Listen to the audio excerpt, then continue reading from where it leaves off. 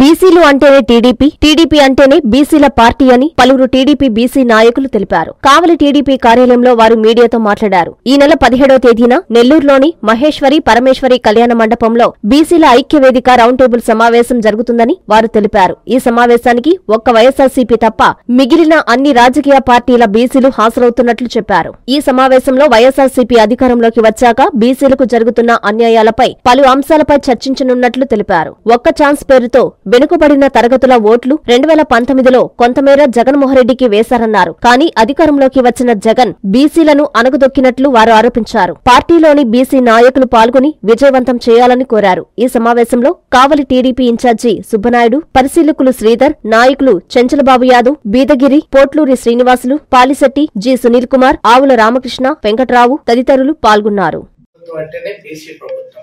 బీసీలు అంటేనే తెలుగుదేశం పార్టీ అన్నట్టు బీసీలు తెలుగుదేశం పార్టీకి అనుబంధం ఉంది. మీకు అందరికీ తెలుసు, ఎన్టీ రామారావు గారు ముఖ్యమంత్రి ఉండగా ఎంతో మంది బీసీలు ఎమ్మెల్యేలు ఎంపీలు అవటం జరిగింది. నాలాంటి వాళ్ళు కూడా మండలాధ్యక్షులు అయ్యామంటే తెలుగుదేశం ప్రభుత్వం వల్ల అయ్యాము.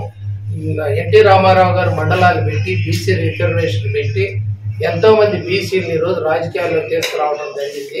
అదేవిధంగా బీసీలు ఉండే పిల్లలు చదువుకునే దానికి మెడికల్ కాలేజ్ అయితేమి, ఇంజనీరింగ్ కాలేజీలు అయితేమి, వీటన్నిటిలో కూడా డొనేషన్స్ ఎత్తేసేసి అందరికి కూడా ఫ్రీ సీట్లు ఇచ్చారు.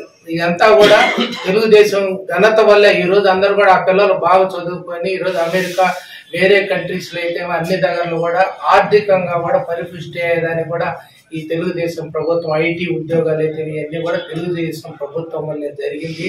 ఈ గతంలో కూడా తెలుగుదేశం ప్రభుత్వానికి లోన్స్ అయితేమి అన్ని విధాలు ఆదుకున్నది ఏదంటే తెలుగుదేశం ప్రభుత్వం. దానికనే రాబో రోజుల్లో కూడా ఈ తెలుగుదేశం ప్రభుత్వానికి బీసీలు అండగా ఉండాల్సిన అవసరం ఉంది. మొన్నేదో ఒక్క ఛాన్స్ అనే దాంతోనూ మోసపోవడం జరిగింది.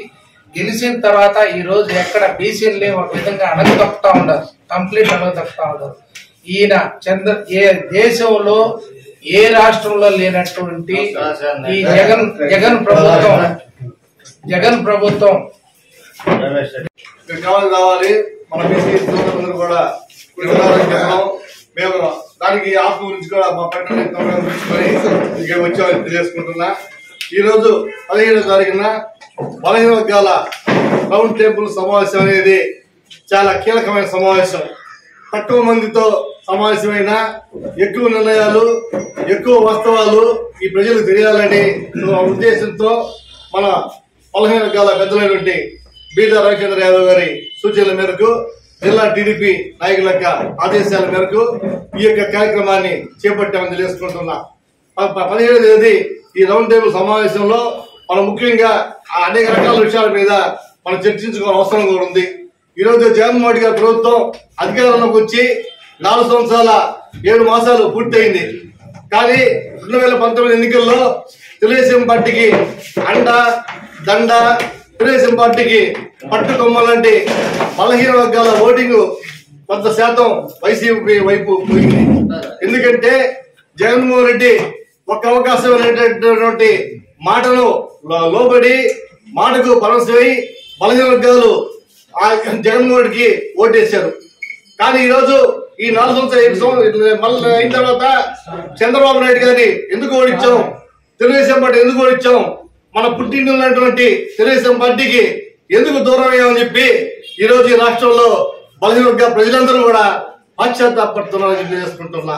మనం ఒక తప్పు చేశాం, రెండవ తప్పు చేయకూడదని ఈరోజు బీసీ ప్రజలందరూ కూడా ఈరోజు పశ్చాత్తాపడుతున్నారు, చింతిస్తున్నారు. ముఖ్యంగా తెలియజేసుకుంటున్నా, ఈరోజు జగన్మోహన్ రెడ్డి ప్రభుత్వం సామాజిక బీసీల ఐక్య వేదిక, బీసీల యొక్క గొంతు వినిపించాల్సినటువంటి సందర్భం, అబద్దాలు చెప్పి అక్రమ మార్గంలో ఒక్క ఛాన్స్ అని చెప్పేసి ముద్దులు పెట్టుకొని ఈరోజు ప్రభుత్వాన్ని ఏర్పాటు చేసినటువంటి వైఎస్ఆర్సీపీ పార్టీ అన్ని రకాలుగా ప్రజల్ని వంచింది. ముఖ్యంగా బీసీలు అనగబడినటువంటి వర్గాలు ఎంతో ఎరగబడిపోయినాయి. వాళ్ళకి రావాల్సినటువంటి ప్రభుత్వం నుంచి రావాల్సినటువంటి నిధులు కానీ, వాళ్ళకి రావాల్సినటువంటి అనేక స్కీములు కానీ ఏవి కూడా రావటం లేదు. ఈరోజు పరిశ్రమలు వచ్చేసి బహుళ స్థాయిలో వచ్చేసి ఈరోజు పెద్ద పెద్ద కంపెనీలు ఏర్పడుతున్నాయి తప్పితే చేతి గుర్తుదారులు ఎంతో మంది బీసీలు ఉన్నారు.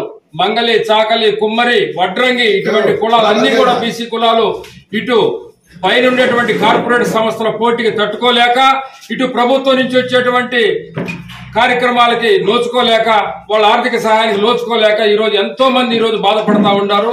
ఇదే పరిస్థితి కొనసాగితే వాళ్ళు ఆత్మహత్యల శరణం అని చెప్పేసి తెలియజేస్తా ఉన్నాము.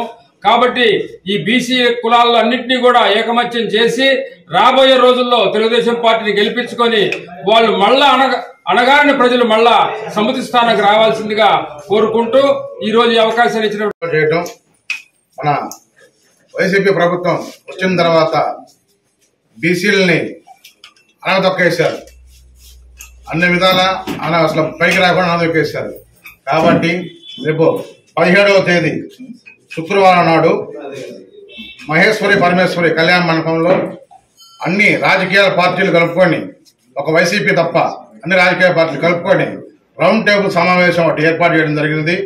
కావున కావలి నియోజకవర్గం నుంచి అనుబంధ సంఘాల అధ్యక్షులు, కార్యదర్శులు, ముఖ్య నాయకులు అందరూ కూడా ఈ సమావేశానికి పాల్గొని ఇది జయప్రదం చేయవలసిందిగా కోరుతున్నాం.